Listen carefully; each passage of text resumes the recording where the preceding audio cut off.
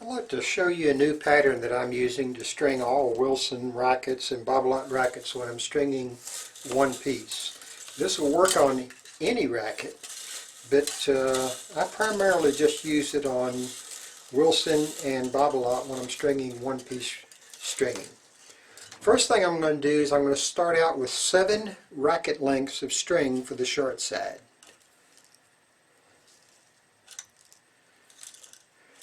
This racket now starts in the throat of the racket, so what I'm going to do is I'm going to run in 2 strings on the right side, or what I normally refer to as the long side of the racket.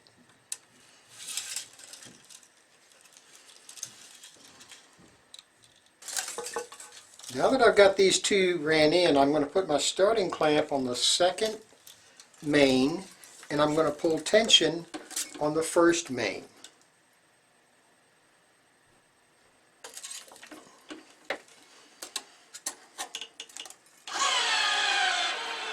I'm going to use the clamp that's on the left side of my turntable to clamp the first right main.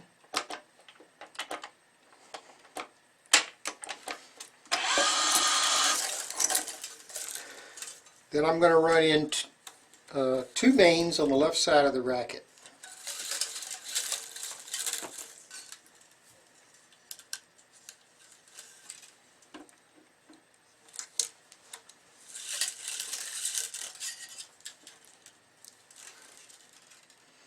I'm going to pre-weave a few of these just to get the string up and out of the way from me. I'm always going to run in all my mains on both sides of the racket for this one-piece job. Okay, and then I've still got some string left over. Now I'm going to tension 2 strings on the left side of the racket.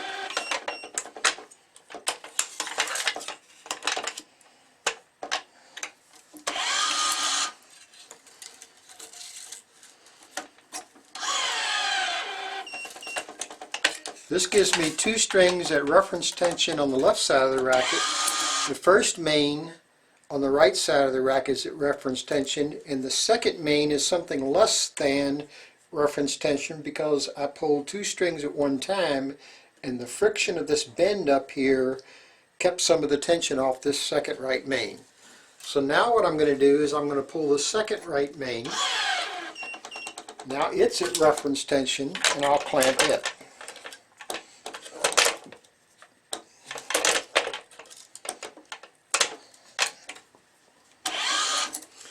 Now I'm going to use my long side string to pre-run the mains on the right side of the racket.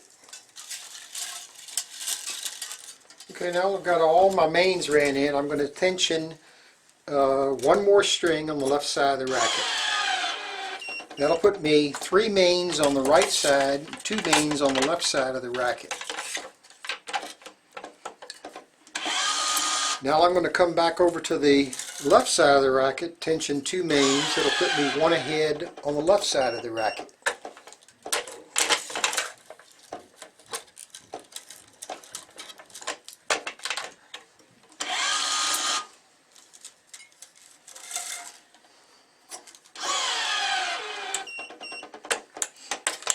Now that I'm 1 ahead on the left side of the racket, I'll go back to the right side of the racket, tension 2 mains, so that I'll be 1 ahead on the right side of the racket.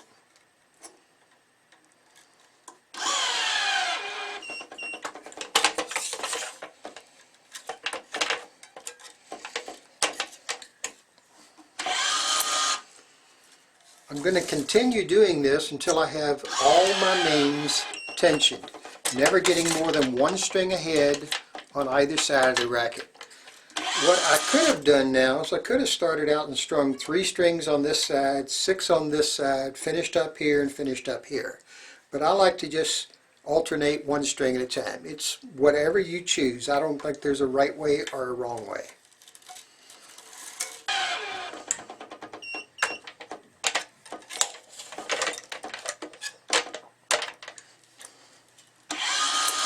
Alright, now I've got the center 14 mains in this racket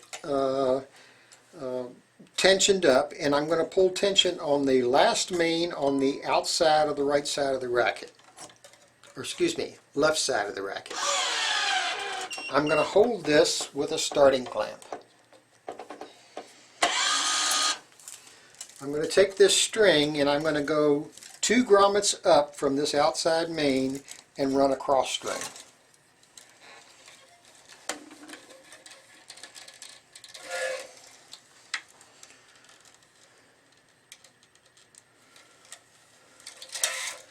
I'm going to leave myself enough room out here so I can tension that string to get that starting clamp off. Then I'm going to run 1 more cross string going down the racket.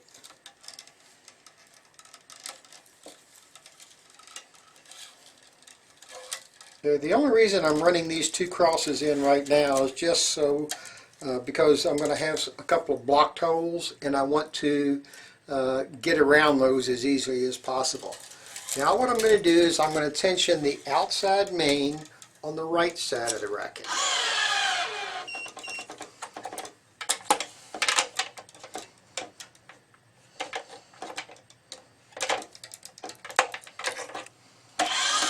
This clamp right here now I can remove because this outside main is being held with this starting clamp.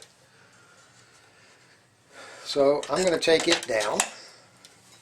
I'm going to take this long outside main and run the next cross going up.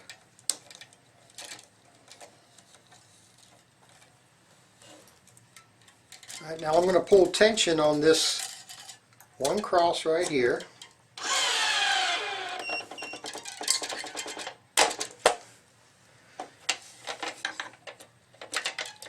Grab that string. Then I'm just going to string these crosses with the long side from this cross right here up the racket. What I'm doing by doing it this way is normally what I'd do if I strung this racket from top to bottom is I'd string the 3 outside mains and the 3 top crosses and put a lot of stress right here at the 2 o'clock and 10 o'clock positions on this frame. By stringing it up this way, I don't have as much stress at these critical points on the racket because I'm not stringing 6 grommets in a row right there in that one little 2-inch space.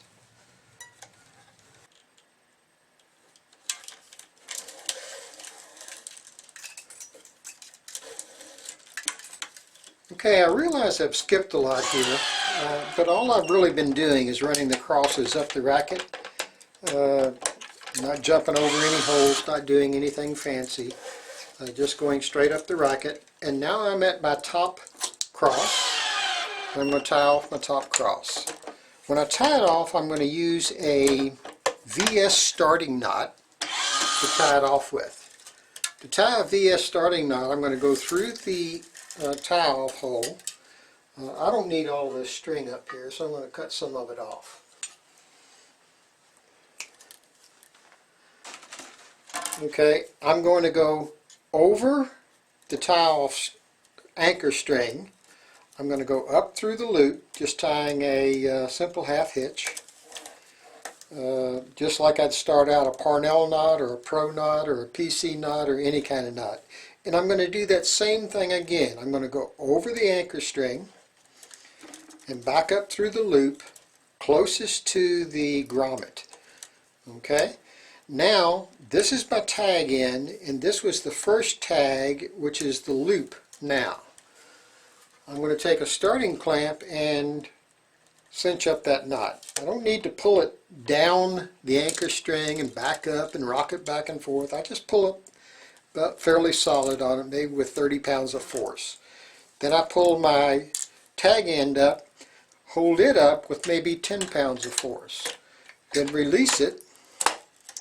When I do that, I have very, very little drawback, if any.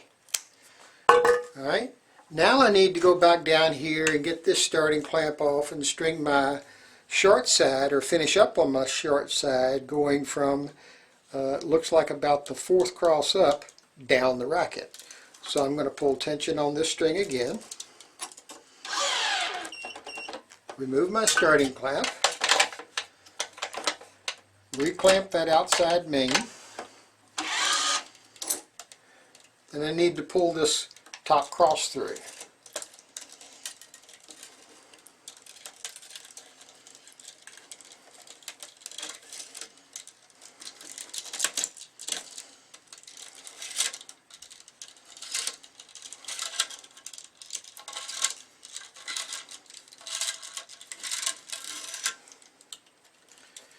Then I'm going to pull tension on this cross.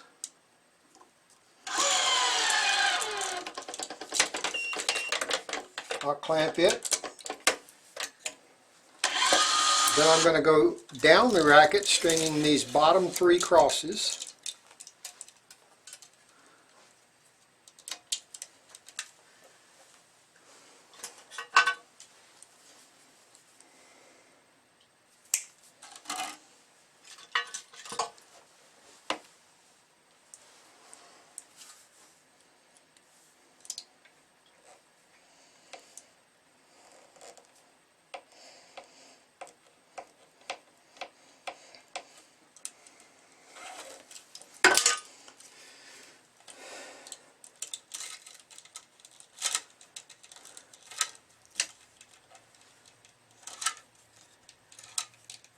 What I'm avoiding here is I don't have the outside mains turned.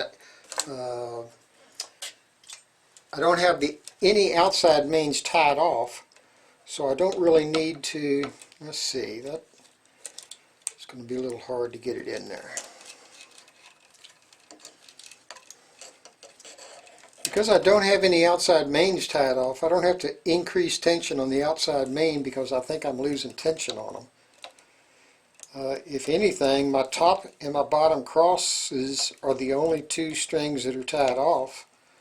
So if I want to increase tension, those are the 2 strings that I'd increase the tension on. But I don't ever increase tension.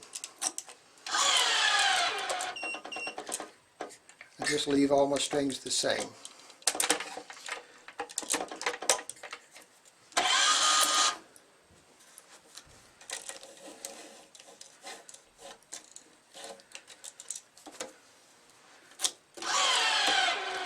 Now I need to tie off this bottom cross and I'll be ready to go.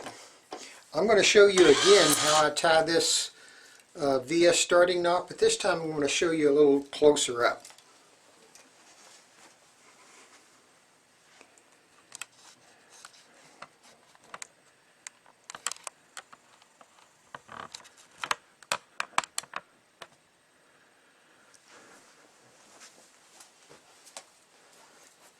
Let me lock the turntable so it doesn't move around on us. What I'm doing now is, let me trim this up a little bit. I've got a little bit of fuzz right here and it might not go through quite as good. So I'm going to go through my tie-off grommet. And I'm always going to start on the inside of my anchor string. This is my anchor string right here. I'm going to go inside that anchor string with my tie-off string. I'm going to go over the anchor string, under the anchor string, and back up through the loop. That makes a simple half hitch